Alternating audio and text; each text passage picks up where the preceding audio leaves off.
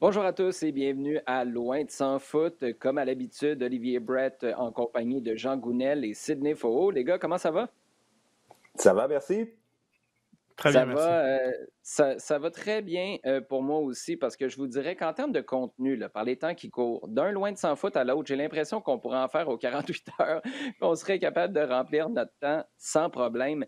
Tellement de sujets, d'abord avec l'Impact de Montréal qui a eu un gros transfert de joueurs désignés. Safir Taider qui est parti pour l'Arabie Saoudite. Grosse conférence de presse aussi, hier, jeudi, du directeur technique Olivier Renard. Puis oui, en passant, ils ont joué 2 matchs aussi depuis la dernière fois qu'on s'est parlé. Du côté de l'Europe, on va parler de suggestions intéressantes d'Arsène Wenger pour des modifications aux changements, au règlement dans le monde du foot et de la représentation des Américains en Ligue des champions de l'UEFA. Et si vous le voulez bien, on va commencer avec ce qui se passe du côté de l'Impact de Montréal. À commencer, Sid, par. Je ne veux pas revenir sur les 2 matchs, peut-être sur la dernière rencontre disputée par l'Impact, parce que là, c'est un paquet de tuiles qui sont tombées sur la tête de l'Impact et de Thierry Henry en même temps, avec une défaite de 3-2 face à la Nouvelle-Angleterre. Oui, on parle aujourd'hui comme de matchs à ne pas perdre, des must-win, etc. C'est certain qu'il reste maintenant 5 matchs au calendrier. Tous les matchs vont être extrêmement importants pour l'Impact, car de par sa position, dans le fond, c'est parce que l'Impact ne peut pas Ah s'en ouais. permettre de perdre des points. Sinon, elle bascule en dehors des séries. Donc il y a plusieurs niveaux d'analyse dans cette dernière défaite. Il y a le début de match, l'entame de match, qui reste quand même un point très difficile. Il y a les erreurs individuelles graves. L'Impact aussi a quand même une capacité à avoir des joueurs qui font des erreurs individuelles extrêmement graves dans les conséquences, qui sont très souvent punies. Malheureusement, l'Impact n'a pas vraiment ce luxe de faire une erreur et après d'être capable de se rattraper. Ensuite, il y a le contenu. Quand même, une fois que les 20 minutes la première tempête est passée, on a vu une équipe joueuse, une équipe qui est quand même capable de proposer quelque chose de très intéressant. Et ça reste une constance dans l'identité, et dans le jeu de l'Impact de Montréal dans cette année-là, malgré les résultats. On peut distinguer un peu le contenu et les résultats. Et encore un autre défaut de l'Impact de Montréal, c'est cette fameuse entame de deuxième mi-temps. Donc on a des problèmes qui deviennent de plus en plus, on va dire, peut-être structurels, je ne sais pas si c'est le bon mot, mais en même temps, il y a du positif. Il y a aussi comme des joueurs qui se distinguent, comme Kyoto notamment. Donc voilà, donc c'est un petit aperçu finalement même de la saison de l'Impact de Montréal, où les mêmes problèmes, aussi les mêmes constats positifs qu'on peut faire sur les matchs, mais au final, un résultat insuffisant. Donc, à l'image de leur place 10e ou 11e, dépendamment par match, ou si on prend les points totaux. Oui, et tu parles de points positifs. Thierry Henry, on lui a demandé après la rencontre, Jean, est-ce que tu vois des points positifs à retenir de ce match-là? Puis après un long soupir, il a dit, ben, bof, non, pas vraiment. Dans les circonstances, sur ce match-là en particulier, on peut le comprendre. Rod Fanny qui sort blessé, Safir Taider vient d'être transféré, tu as Boyan qui n'est pas disponible, même chose avec Zachary Broguillard, Clément Diop est obligé de rentrer en France pour des raisons Mhm. personnelles. Tout ça arrive dans la même journée. C'est compréhensible qu'on le sente un peu à bout de ressources et à bout d'idées parce qu'il se dit, coudonc, ça va finir quand cette histoire-là? Le problème, c'est que il y avait le même genre de discours 3 semaines plus tôt. Puis là, avec le recul, c'est pas si pire que ça. 3 semaines plus tôt. Et c'est là où on se retrouve avec un Olivier Renard dans la conférence de presse dont on va parler dans quelques instants qui dit ben, on le sait là, que c'est vraiment compliqué comme scénario, mais il faut un peu. Et il n'a pas envoyé son discours directement vers son entraîneur. Mais si on lit entre les lignes, il est en train de dire à quelque part, il faut être un petit peu plus inspirant, il faut parler de solutions plutôt que de parler des problèmes, parce que les problèmes, on les connaît depuis longtemps, on savait que ça s'en venait, c'est pas facile, mais à un moment donné, il faut passer à un autre appel, il faut changer de discours. C'est sûr, c'est sûr. Je dirais les problèmes, on les connaît, on les voyait venir. Là, et je rejoins un petit peu Thierry Henry, ils sont arrivés tous d'un seul coup, en tout cas. Ah ouais. Il y en a un paquet qui est la charge s'est rajoutée brutalement sur quelques heures. Donc j'arrive à comprendre un petit peu que Henry dise à la fin, wow, qu'est-ce que j'ai à sortir de positif d'aujourd'hui, alors que j'ai en gros accumulé les tuiles depuis que je me suis levé ce matin. Donc j'arrive un petit peu à comprendre ce qu'il dit. Par contre, là, je rejoins pas mal l'analyse de Sid. On a quand même pu voir, il aurait pu ressortir ça, disant on continue. Il y a un positif dans le jeu qu'on arrive à voir. C'est certainement loin d'être parfait parce qu'il y a encore beaucoup de négatifs derrière qui viennent torpiller ça un petit peu. Mais dans le jeu, dans ce qu'on veut arriver à amener, on avance dans ce qu'on a un petit peu envisagé. Et oui, on va faire le lien tout à l'heure avec la conférence d'Olivier Renard, mais on sent qu'il y a quand même une identité qui veut se dégager, qui est en train d'un petit peu de se mettre en place. C'est sûr que cette identité-là, tu ne pourras vraiment la faire progresser qu'une fois que tu auras un petit peu plus de latitude dans les joueurs que tu veux utiliser, et quand je dis les joueurs, c'est pas simplement les 11 mêmes, mais c'est donc les 16-17 que tu devrais voir sur une bonne partie de la saison. Donc je pense qu'il y a aussi un petit peu de positif. Et il est certain que le discours de Thierry Henry était forcément un petit peu marqué après ce match, la défaite venant en plus donc combler, ou en tout cas conclure une journée pas mal lourde. Mais je crois qu'il y a aussi des points sur lesquels on peut, et je pense que ça fait partie de ce qu'Olivier Renard a dit, sur lesquels on doit pouvoir s'accrocher. Bon, Jean, je veux t'entendre en premier sur le transfert de Saphir Taider. Personnellement, pas que ça n'a aucune logique. Moi, je pense que c'est un transfert qui est très intéressant pour le club en ce moment, pour le joueur lui-même, pour le futur de l'Impact en 2021 aussi. Mais personnellement, je ne l'ai pas vu venir au moment où ça a été annoncé. Un transfert vers Al Ain en Arabie Saoudite pour un montant qui n'a pas été divulgué par l'Impact de Montréal. Ta première réaction à ce transfert-là, Jean, ça a été quoi? Oh, c'était clairement me dire, OK, ça rentre, ça a été probablement, c'est arrivé rapido, c'est arrivé tac-tac, il a fallu prendre une décision conjointement avec les désirs du joueur, très certainement. Mais ça rentre clairement dans le projet à long terme. C'est clairement libérer, alors, ce qu'on voit depuis quelques semaines, c'est la volonté qu'il y a de libérer des places, de se donner. Ce que l'Impact cherche à faire actuellement, se donner de la marge de manœuvre pour continuer son évolution. Le départ de Taider, financièrement, ça permet de libérer une grande place. Ce qui est dommage, c'est que c'est un joueur dont on peut dire qu'il a apporté quelque chose d'intéressant cette année. Peut-être qu'il s'est exprimé un petit peu mieux avec le départ de Piatti, peut-être qu'il a eu plus de liberté, je ne sais pas comment le voir de ce côté-là, mais il a certainement eu un peu plus de rayonnement. Bon, après, je peux lire les commentaires qu'il y a sur lui. C'est pas toujours très positif au niveau individualiste, au niveau par moment, ça tendance par moment à s'éteindre complètement dans un match. Mais je pense que dans cette saison pas mal compliquée, il a apporté quand même pas mal de choses. C'est pour ça que je suis surpris. Maintenant, dans le grand projet, j'arrive un petit peu à comprendre.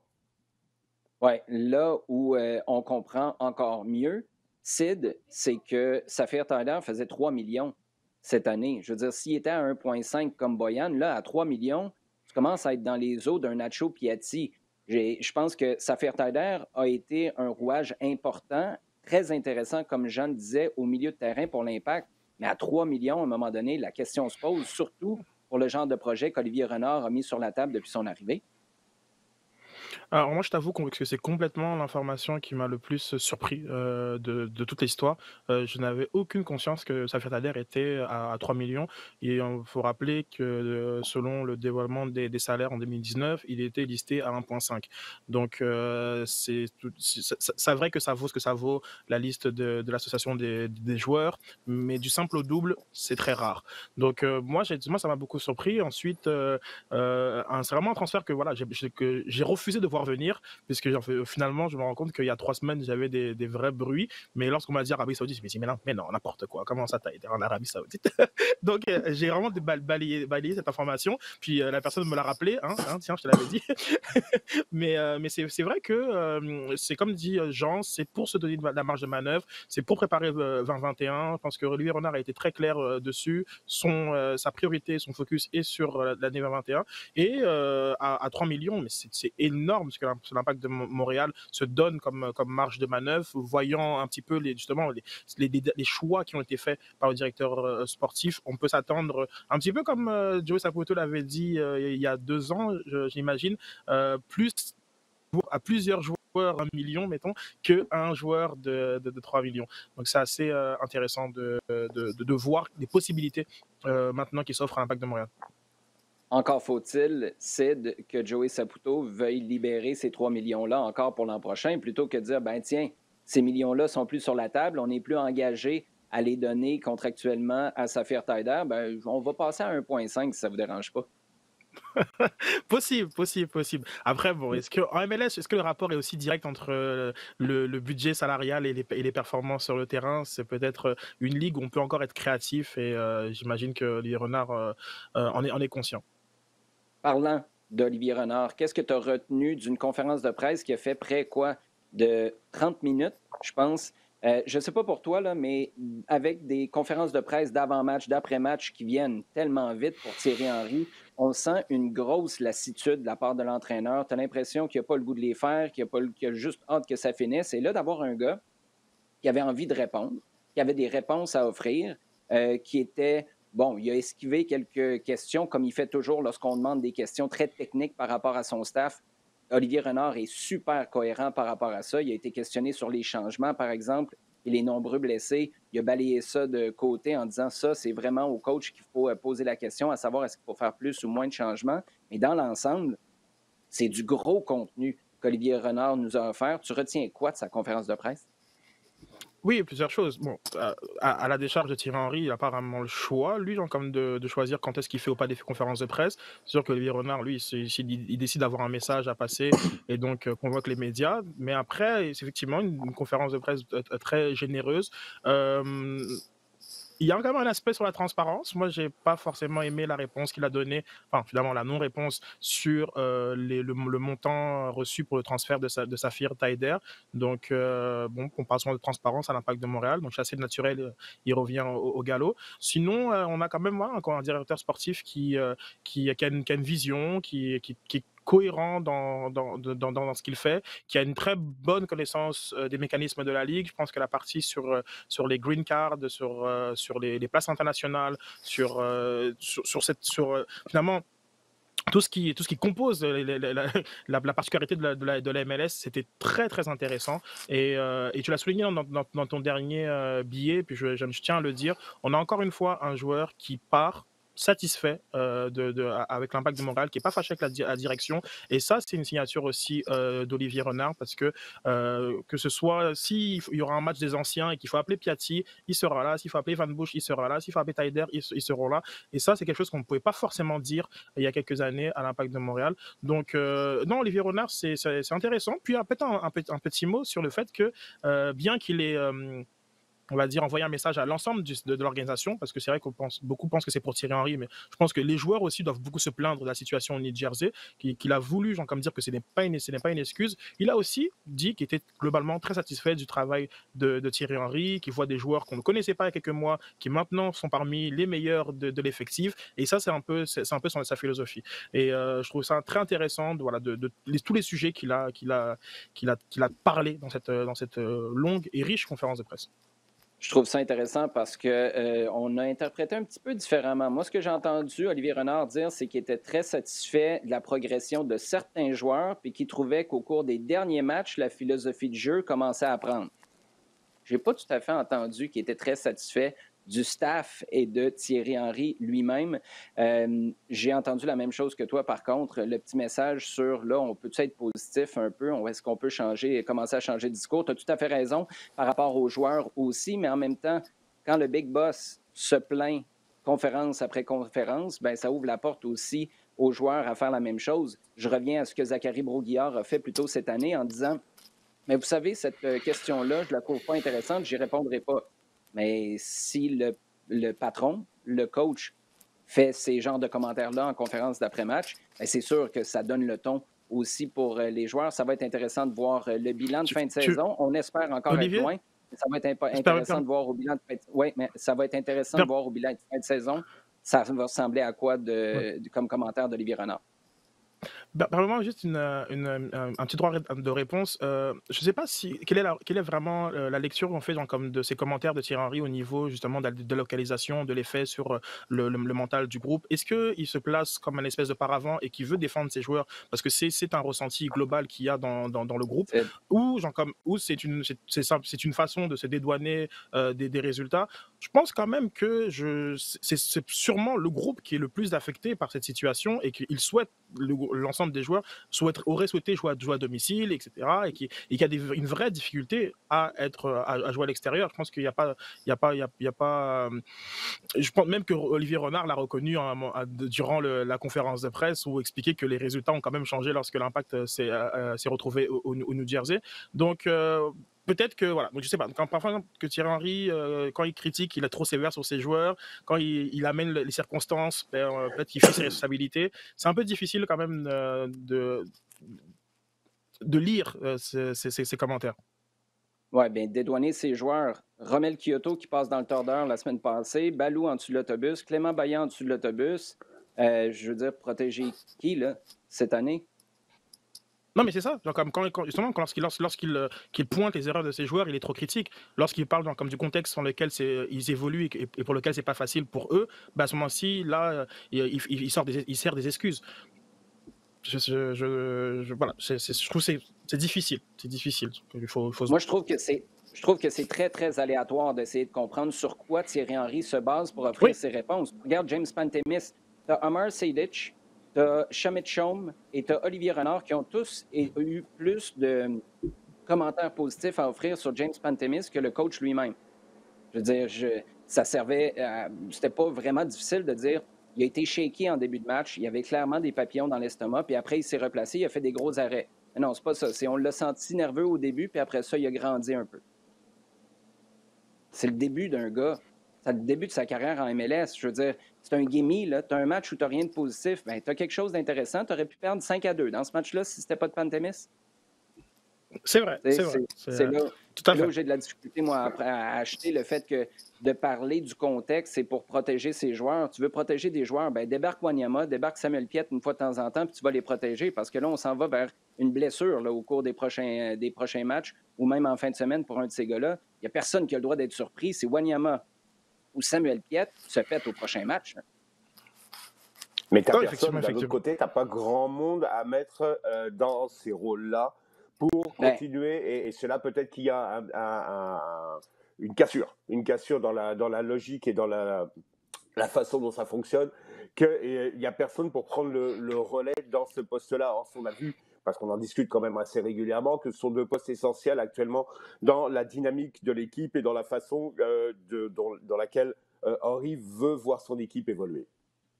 mais Jean, Omar Sejdic, il y a un mois, Thierry Henry ne l'utilisait pas parce qu'il fallait garder de la solidité et il ne fallait pas débarquer les gars qui faisaient en sorte que c'était stable au milieu de terrain. Mais tu perdais des matchs. Là, tout d'un coup, Omar Sejdic, c'est la meilleure chose depuis le pain tranché. Il était où il y a 3 semaines quand tu pouvais donner un break à Samuel Piette et Victor Wanyama? Non, je comprends ce que tu veux dire. Je- Simplement, c'est vrai que ça fonctionne bien. Maintenant, je suis persuadé que d'une façon générale, il n'est pas encore au niveau On est au d'accord. niveau que Wanyama ou Piet sont capables d'apporter à l'équipe, au niveau à la fois dans de volume et à la fois dans l'évolution tactique, dans l'organisation dans laquelle l'Impact est censé évoluer. Ouais, je suis tout à fait d'accord avec toi, mais tu regardes la révolution de la Nouvelle-Angleterre. Leurs 2 défenseurs centraux étaient sur le banc cette semaine. Ils ont gagné contre l'Impact pareil. Est-ce qu'ils sont au même niveau que Farrell et Kessler? La réponse, c'est non. Mais à un moment donné, tu as besoin Non. de les faire souffler, ces gars-là, si tu les veux encore en vie à la fin de la saison. Non, je comprends, je suis entièrement d'accord avec ce que tu dis. Par contre, j'essaie de comprendre la logique qu'il y a derrière. Pas forcément là... en étant d'accord, mais non, en disant, OK, je vois le fil, il y a un risque, je suppose que jusqu'à un certain point, il est assumé, il est calculé. ben, moi, là où j'accroche, là, dans le fond, puis on va résumer là-dessus, les gars, pour passer à notre segment en temps additionnel dans un instant, c'est que Thierry Henry, là, chaque fois qu'il nous offre des explications sur ses choix, ses décisions, en vase clos, je trouve toujours que ça a de l'allure. Mais après ça, quand tu compares au même genre de situation 2 semaines avant ou une semaine plus tard, là, tout d'un coup, c'est plus la même logique qui s'applique. Amar Sejdic, là, en ce moment, il est hyper bon. Mais il y a 3 semaines, il était incapable de rentrer pour donner 30 minutes de repos à Samuel Piette dans un match où tu perdais 4-1 et tu jouais à 10. C'est là où je ne comprends pas là, comment le vent peut à ce point-là changer de bord en l'espace de 3 semaines. Et je le répète, en vase clos, les réponses ont de l'allure. C'est un peu comme Henry qui donne ses commentaires d'avant-match. On lui demande, Saphir Taider, qu'est-ce que tu penses du transfert? Bien, on va s'en parler après le match. Mais avant le match, tu te dis, bien, c'est vrai, là, on va lui permettre de se concentrer sur la rencontre. Après le match, c'est quoi la réponse? C'est bien là, est-ce qu'on peut se concentrer sur le match? On s'en parlera plus tard. Parce qu'à un moment donné, c'est super bien navigué. À quelque part, moi, je l'admire là-dedans parce que ça nous force, nous, à faire des liens avec ce qui s'est passé plus tôt dans la saison, avec ce qui s'en vient, avec la réalité d'un match à l'autre. Mais à quelque part, ça devient vraiment difficile de trouver un fil conducteur dans tout ça, Sid. Oui, oui, il y a tellement de paramètres. Sedic était présent au tournoi en Floride. Après, est sorti de l'équipe. En face, il y avait peut-être genre comme c'est vrai que s'il y a deux joueurs qui sont incontournables dans l'effectif de Thierry Henry, c'est bien Piet et Wanyama. Donc il fait face à une concurrence. Maciel était chaud. Il y a Taider était aussi le troisième joueur du milieu de terrain. Donc c'est peut-être compliqué pour Sedic de revenir dans l'alignement. Il a souligné qu'il travaillait très fort à l'entraînement et qu'on arrive on est plus proche de ce qu'on veut de lui, comme dit Jean. Donc il y a beaucoup de petites choses, un peu de cas par cas. On comprend pas trop forcément pourquoi. C'est vrai que peut-être un meilleur travail d'explication de ses choix, et ça, je pense que c'est quelque chose qu'il devrait faire, est nécessaire. Ensuite, après, il y a des réalités. Il y a de la réalité que le résultat n'est pas bon. S'il commence à encenser Pantémis, l'équipe prend 3 buts. Pareil pour le premier départ de Kari Fayao. On est content pour lui, premier départ, mais l'équipe prend 4 buts contre New England lorsqu'il commence. Donc, il est un peu parfois tiraillé entre le contenu et le résultat, et qu'au final, peut-être qu'un peu la même manière qu'Olivier Renard dit, de toute façon, si je dirais X, vous ne serez pas content à cause d'Y. C'est effectivement comme il y a ces risques-là. Maintenant, c'est aussi au coach de donner le là, d'avoir le message qu'il veut transmettre et d'en assumer les conséquences. Moi, je reste persuadé que le message qui est transmis aux médias n'est pas forcément le même qui est dans les vestiaires, et qu'il y a des choses sur lesquelles, comme on va inférer des messages ou des situations qui ne sont pas forcément comme perçues de la même manière entre le coach, entre le staff et son vestiaire.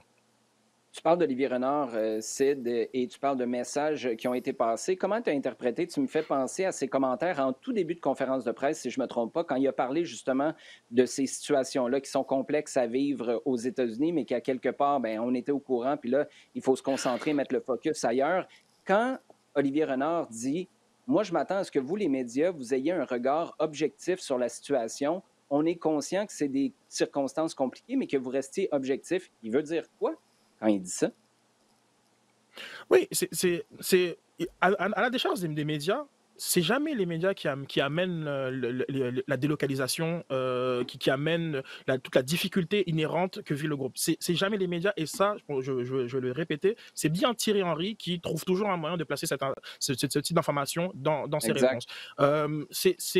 Maintenant, sur l'aspect des questions foot qui sont posées. Moi, je pense que Olivier Renard veut aussi remettre le focus sur peut-être un peu le rôle médiatique dans sa manière générale, sur l'analyse et la critique du contenu de l'impact de Montréal, et non pas des circonstances. Comme on parle effectivement beaucoup des circonstances, mais si on arrive sur la partie contenu, il y a beaucoup à dire, et beaucoup à dire selon moi, finalement, on ne parle pas assez. Ici, je crois qu'on met quand même l'emphase dessus, c'est intéressant, mais il y a beaucoup à dire. Les erreurs individuelles dont je parlais en début, ces erreurs défensives-là, elles sont présentes. Le manque, enfin, l'alignement de la défense à 5, qui est en fait une défense à 3, parce que finalement on attaque sur les ailes et qu'on apprend par la bande que finalement Broguillard, et c'est plus lui qui est en concurrence avec les balous de cet effectif-là, plutôt que comme de penser que c'est ailier contre ailier. Non, c'est une animation offensive qui fait en sorte que les Broguillard et les Corrales de ce monde sont en concurrence avec les ailiers purs de l'effectif. Le rendement de Kyoto, le rendement comme de Piet ou de Wanyama,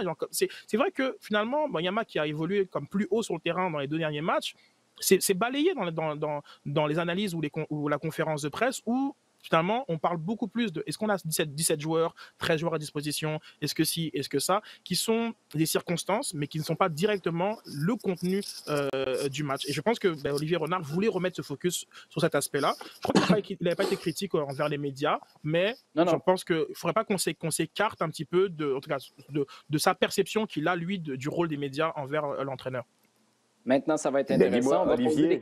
On va poser des questions foot, Sid, puis on va voir si on a des réponses. Parce que quelque part, poser des questions dans le mur puis se faire répondre du vent, et je veux pas, c'est sévère un peu, là, mais souvent, on n'a rien. C'est souvent ça. Les réponses d'Olivier Renard et les réponses de Thierry Henry, c'est sûr qu'ils opèrent dans des domaines différents. C'est dans 2 univers qui sont même pas proches de se côtoyer. Olivier Renard, il y a de la substance. Souvent, Thierry Henry donne une réponse pour que vite on passe à autre chose ou qu'on reparle du fait que c'est compliqué aux États-Unis. Jean, excuse-moi, je t'ai coupé la parole. Non, tu ne trouves pas qu'il y a, quand tu présentes les choses un petit peu comme vous présentez les choses un petit peu comme ça, il y a quand même un parallèle. On pourrait changer le nom et mettre José Mourinho à la place. Hein. Oui, le seul truc, c'est que José Mourinho, il a commencé à se pointer comme ça à Stamford Bridge, champion d'Europe.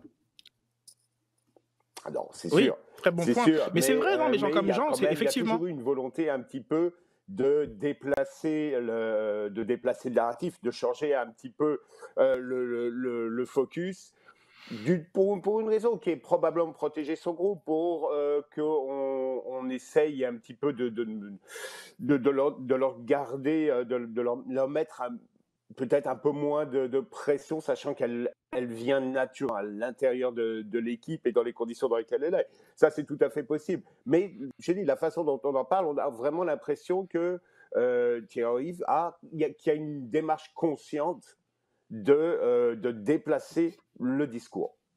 Mais je trouve ça super intéressant. Il joue pas le jeu.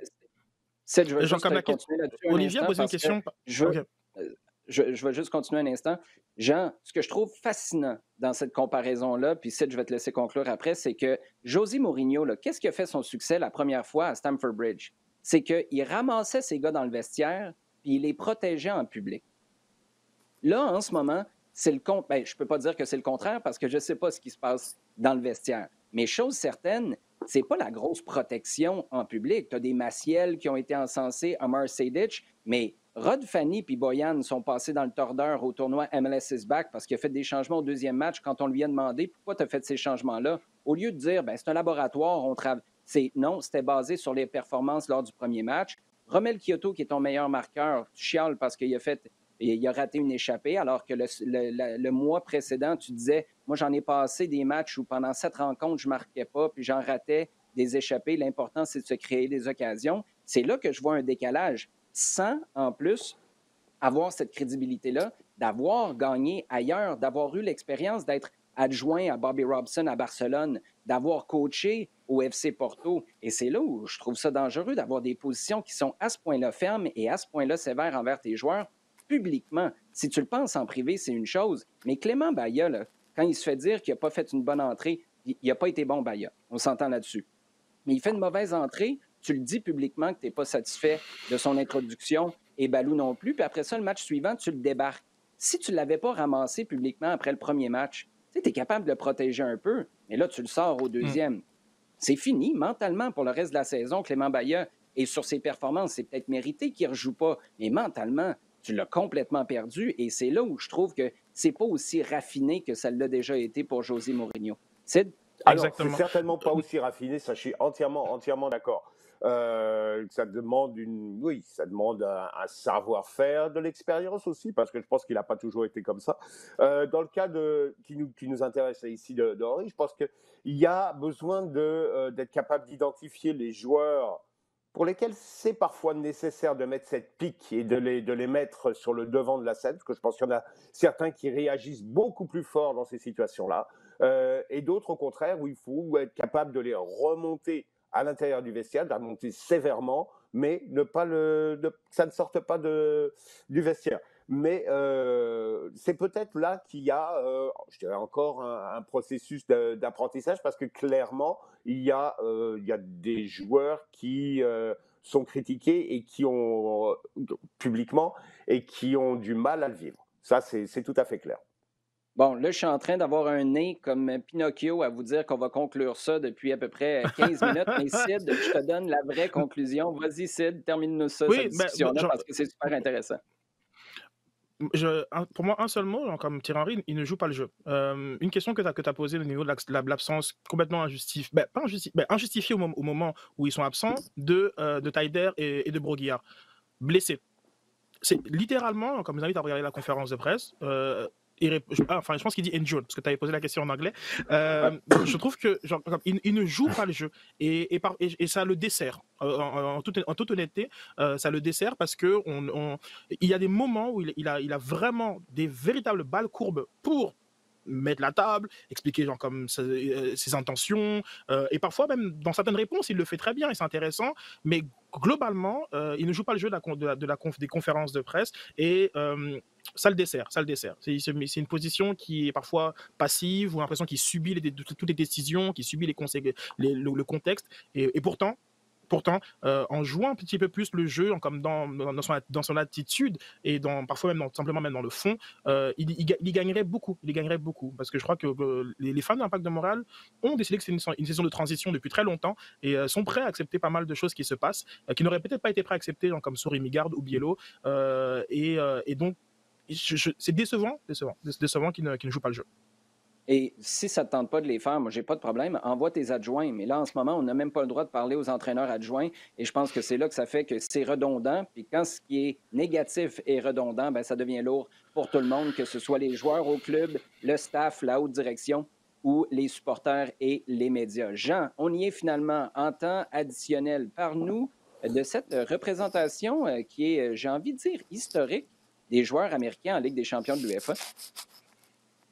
Ouais, c'est intéressant. En fait, je te dirais, je suis tombé dessus un petit peu en lisant un article sur Soccernet, qui est donc l'organe de ESPN.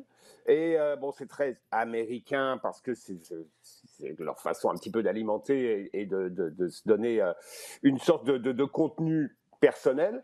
Mais c'est intéressant au niveau de l'analyse et du regard. Il n'y a jamais eu autant de joueurs américains et d'assez jeunes joueurs américains qui vont être présents, en Ligue des Champions cette année et dans des grands clubs. C'est pas simplement dans des clubs, disons, de moindre importance qui les faisaient venir parce que le rapport qualité-prix était intéressant. Là, on parle de grands clubs.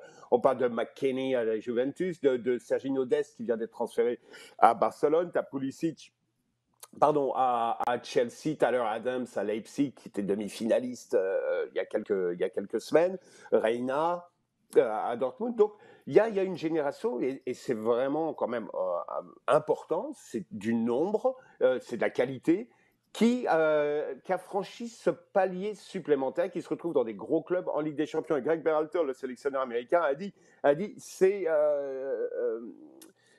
directement lié. La qualité d'une sélection nationale on peut faire une corrélation avec la représentation de cette sélection en Ligue des Champions et on voit que c'est la marche et la marque d'une montée en puissance et d'une montée en qualité qu'il faut prendre en compte. Alors après, je pense qu'il y a beaucoup d'éléments, on va pouvoir en discuter rapidement, mais d'éléments d'analyse. Bon, il y a eu Casey Keller qui a dit oui, mais à condition qu'il soit titulaire. Bon, ça c'est un discours c'est un petit peu on se rend compte que, bien sûr, ça c'est tout à fait logique.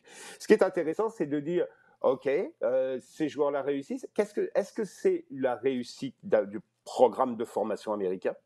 Parce qu'il faut peut-être en parler là, mis en parallèle avec le fait qu'il y a quand même beaucoup de jeunes joueurs qui intègrent aussi au pays des équipes de la MLS, des joueurs qui sortent de l'académie. Donc ça veut dire qu'il y a quand même quelque chose qui est en train de bien fonctionner et qu'au bout du compte, on peut arriver à un petit peu faire l'analyse ou la synthèse plutôt de, tu sais, on a expliqué l'échec pour 2018, la non-qualification, pour le fait que on ne savait pas trop est-ce qu'il fallait privilégier les joueurs venant de la MLS en sélection, les joueurs étant basés en Europe. Et je crois que là maintenant, la réponse, elle saute aux yeux. Il va falloir être capable de faire une synthèse de ça pour les années à venir. Et je pense que la sélection n'a jamais été aussi bien placée pour y arriver. Bon, là, tu viens de nous annoncer la non-qualification des États-Unis pour le... Non. Les Américains vont se qualifier, j'en suis certain. Mais c'est vrai, c'est vraiment intéressant parce que là, j'ai l'impression que pour la première fois, tu as vraiment un équilibre de joueurs hyper performants qui jouent dans des clubs qui sont tout autant en Europe et des gars de MLS qui vont réussir à se tailler une place dans cette sélection-là. Ça va être très intéressant à suivre. Et là, Sid, je veux t'entendre parce que ces joueurs-là vont peut-être éventuellement, si Arsène Wenger décide de tout ça, profiter de quelques règlements qui pourraient accélérer le jeu, le rendre plus excitant. Je veux absolument vous entendre, Sid. On va commencer par toi sur ces propositions qui ont été faites par Arsène Wenger. Je vais y aller quand même assez rapidement. D'abord, pour les hors-jeux, sa proposition serait d'avoir un attaquant qui reste en jeu à partir du moment où il y a une partie du corps avec laquelle on peut marquer qui est alignée avec le dernier défenseur. Donc, tu gardes un petit bout d'orteil à quelque part en arrière, là, puis tu es capable de partir en échappée puis de te donner un bon mètre d'avance. La deuxième chose, c'est des coups francs qui pourraient être pris pour toi-même. La troisième, des rentrées de touche au pied dans ta propre moitié de terrain. Je sais qu'il a dit dans la foulée là, pour les 5 dernières minutes, ça devrait être un avantage, mais je pense qu'il parlait de 90 minutes là, pour cette règle-là, mais c'est particulièrement en fin de rencontre, selon lui, que ça pourrait être intéressant. Et finalement, les corners, lorsque c'est des corners sortants, bien, on pourrait les faire quitter la surface de jeu derrière le gardien pour revenir finalement dans la surface de réparation, chose qu'on ne peut pas faire maintenant. Tiens, commençons par ce dernier-là. As-tu l'impression que c'est suicidaire pour les gardiens? Ça, il me semble, un gardien face à son propre but avec des monstres qui arrivent en arrière. Toi, tu essaies d'attraper ça. Il me semble que ça invite un paquet de blessures pour les gardiens, non? Oui, non, c'est bizarre quand même, un ballon qui sort des limites du jeu, genre comme toi, tu vois que ton poteau, et, et après, genre, comme tu dois faire face à la vague. Je crois que pour les situations dans lesquelles ça arrive, sûrement peut-être 0,1% des tirs, je crois que les joueurs peuvent faire un effort au niveau des courbes, et que voilà, donc comme parfois, si c'est mettre un gaucher pour un corner entrant, comme du côté opposé, il y a quand même 10 autres joueurs sur le terrain qui peuvent le tirer. Donc ça, je suis pas trop certain de comprendre à quoi ça répond. Et en fait, même globalement, je suis pas forcément très au fait de quelles sont les solutions en fait, genre comme quels sont les problèmes. Tantôt tu as parlé comme d'accélérer le jeu. Je suis pas sûr, par exemple, que tirer un coup franc pour soi-même, sachant que les joueurs ont déjà toute la misère du monde à se mettre au point où a été fait la faute. Si en plus le joueur il est juste à 3-4 mètres et après il part, j'ai pas l'impression qu'on va forcément accélérer le jeu. On va sûrement se trouver dans des situations où l'arbitre va toujours encore plus qu'avant devoir reprendre, devoir arrêter le jeu. Donc, au niveau du... Oui, vas-y, excuse-moi. Mais ouais, Sid, je veux juste t'interrompre là-dessus parce que je vais donner un fait de jeu hyper précis. Parce que c'est vrai ce que tu dis souvent, tu n'es pas capable de réorganiser le jeu parce que le ballon n'est pas à l'endroit où ça a été pris. Mais mettons qu'il y a une faute. Les deux joueurs tombent par terre. Le gars qui défend, qu'est-ce qu'il fait toujours? Bien, il se place puis il ne respecte pas la distance, right? Fait qu'il Oui. t'empêche de relancer tout de suite. Si tu pouvais juste prendre une petite touche pour toi-même, décaler le ballon, puis après ça, balancer pour un attaquant, là, ça devient un outil qui est intéressant. Et si le joueur qui est en face, bien, il t'empêche de jouer ce coup franc-là, bien, tu peux lui donner un carton jaune. Donc, je pense que pour certaines séquences, certains faits de jeu qui souvent cassent le rythme défensivement, bien, là, ça te permettrait de contourner cette réalité-là. Exactement. Il y a aussi un côté de quels sont les champs d'application de différentes Mhm. idées que Arsène Wenger a proposées. Et ensuite, donc, au niveau, je pense, si je me souviens bien, des touches. Bon, moi, je suis pas très fan des touches au pied. J'ai encore peur des ralentissements. On voit, j'imagine, le joueur qui quand même parcourt 30 mètres parce que c'est peut-être le plus doué de l'équipe dans le jeu long et que tout d'un coup, ça devienne vraiment encore une source d'arrêt de jeu fréquent. Donc un petit peu de misère avec l'idée. Et pour les hors-jeux, écoute, l'hors-jeu, moi je suis pour de donner la prime à l'offensive. Donc genre, comme si s'il y a une règle parmi les quatre qui me plaît le plus, c'est celle-ci. Maintenant, bon, est-ce que c'est pas concrètement déplacer le problème, parce que ça restera toujours des questions de centimètres et d'interprétation, je sais pas, mais c'est la règle qui me plaît le plus sur les quatre. Et toi, Jean, si tu regardes les rentrées de touche, un règlement Rory Delap, gracieuseté de Arsène Wenger, avec des rentrées de touche que tu peux balancer dans la surface adverse de ta propre moitié de terrain, serais-tu pour ça? Yeah, c'était non, mais c'est certain que il y a eu une grosse évolution dans ce domaine-là, la remise en jeu sur touche. Tu as pu voir, parce qu'on en a pas mal parlé, que Liverpool s'était attaché les services d'un spécialiste dans ce domaine-là, et Mhm. qu'il a, dans le calcul, il a pu faire progresser la qualité, la longueur des remises en touche de pratiquement tous les joueurs, en particulier ceux les plus concernés. Donc la remise en touche, moi, je te dirais, comme pour beaucoup de propositions comme ça, essayons. Essayons, et puis c'est à l'utilisation qu'on va voir. Je vois un petit peu l'utilité. Quand il parle des 5 dernières minutes, oui, parce que tu sais bien comment ça se passe. Tu mènes ou tu es qualifié et tu as le ballon en phase d'attaque dans les 5 dernières minutes. Qu'est-ce que tu vas faire? Tout le monde va vers le poteau de corner et puis essayer de tricoter par là, de le garder. Le ballon, tu as de bonnes chances qu'il sorte en touche. L'adversaire veut refaire une remise en touche. Tu le bloques complètement. Il ne peut pas progresser. Donc l'idée là de mettre un gros ballon de 30-40 mètres et de sauter cette poche de pressing, pourquoi pas? Pourquoi pas? Moi, je dis, au départ, ça vaut le coup d'essayer. Ça vaut le coup de regarder un petit peu ce qui est possible de faire. On va trouver, parce qu'il y a toujours des petits malins, et là on va reparler de José Mourinho, mais il y a toujours des petits malins qui vont être capables de trouver. Hey, quand on fait une avance au niveau des règlements, il y a toujours quelqu'un qui va être capable de trouver la petite bête et de trouver le point noir ou de trouver la façon de l'utiliser, cette progression, d'une façon un petit peu différente, disons.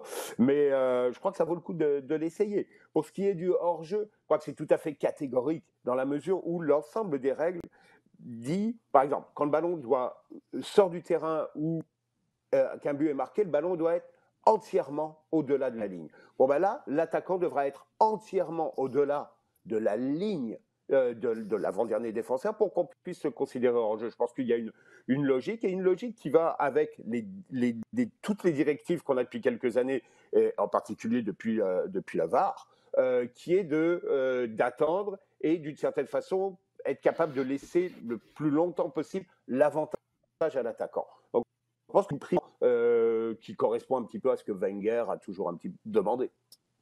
Ouais, là, on avait réussi à passer toute une émission, Jean, sans parler de la VAR, puis tu nous as ruiné ça dans les dernières minutes. On était certain d'être capable de s'en tirer. Moi, juste pour finir là-dessus, on s'en va au sujet chaud, les gars, mais les coups francs pour soi-même, je ne sais pas pourquoi. C'est peut-être le kid en moi qui aimait ça regarder le football australien quand j'étais plus jeune, et j'aime Oui, c'est cette vrai, idée-là, d'être capable de c'est vrai. recommencer tout de suite. Comme quoi, l'Impact de Montréal pourrait regarder des matchs de Geelong puis s'inspirer un peu des Aussie Yeah. Rules. Ce serait extraordinaire. Allons-y maintenant avec les sujets chauds. Sid, on va commencer avec toi. Patrick Baudouin nous demande, est-ce que Wanyama devrait en donner plus chez l'Impact de Montréal? Oui, oui, oui, oui. Je pense que Wanyama est venu pour plusieurs choses. Effectivement, combler un petit peu ce rôle de milieu central, de plaque tournante, apporter du muscle aussi, apporter une expérience. Mais je pense qu'on l'a clairement vu contre Philadelphie, hein, comme si je me trompe. Wanyama plus proche de la surface de réparation, Wanyama qui tire 3 à 4 fois au but. C'est aussi un joueur qui a une autre dimension, une facette de ce qu'il nous a montré finalement, ce qui était pas mal, ce qu'il nous a montré depuis le début de saison, mais on a vu beaucoup plus sur ce match-là, et on a vu aussi, surtout un Wanyama qui ressemblait plus à ce qu'on voyait à Tottenham, dans son agressivité, dans sa capacité à se projeter vers l'avant. Et donc je pense que malgré la défaite, sa performance individuelle doit devenir son standard. Et je pense que oui, je suis d'accord avec notre auditeur. on peut s'en attendre de plus de Victor Wanyama, parce que si là on avait dit que c'était ça qu'on aurait de Victor Wanyama sur l'ensemble de la saison, est-ce que ça valait la peine vraiment d'aller le chercher pour remplacer Piet? Pas sûr à ce prix-là que ça aurait été le bon choix. En même temps, as-tu l'impression qu'en ce moment, Victor Wanyama, c'est comme un gars qui finit un ultra Ironman, puis tu es en train de dire ah ouais, vas-y plus vite pour arriver au fil d'arrivée? Ouais, c'est vrai. C'est pas. On va pas parler des circonstances, mais oui. Mais je pense que moi, vraiment simplement, autant j'étais globalement satisfait de ce que montrait Wanyama, autant à ce match-là, je me suis dit, ah oui, en fait, il peut Ouais. montrer beaucoup plus que ça. Mhm. Et je souhaite que ça devienne son standard. Est-ce que quand ce sera un match par semaine à domicile, etc., patati patata, ce sera qu'on verra. Mais c'est légitime d'attendre plus de lui. Jean, on va y aller maintenant avec la question de Thomas Villeneuve qui est super intéressante parce que là, on tombe dans la philosophie de ce qui se passe partout sur la planète. On s'éloigne un petit peu de l'impact de Montréal. On va y revenir avec Mathieu tantôt. Thomas nous demande, est-ce qu'on est en train d'assister à la disparition du profil classique d'un numéro 10 comme les Özil, Mata, Oscar, des joueurs qui ont des qualités techniques exceptionnelles, une très bonne vision du jeu, hors norme selon Thomas, mais qui n'apportent pas beaucoup défensivement? Il y a deux. OK. Il y a une question là. D'abord, le numéro 10, ça fait, je pense, pas mal de temps qu'il ne correspond plus du tout à ce dont qu'on envisageait avant comme numéro 10. Numéro 10 à la Baggio, numéro 10 à la Maradona, évidemment.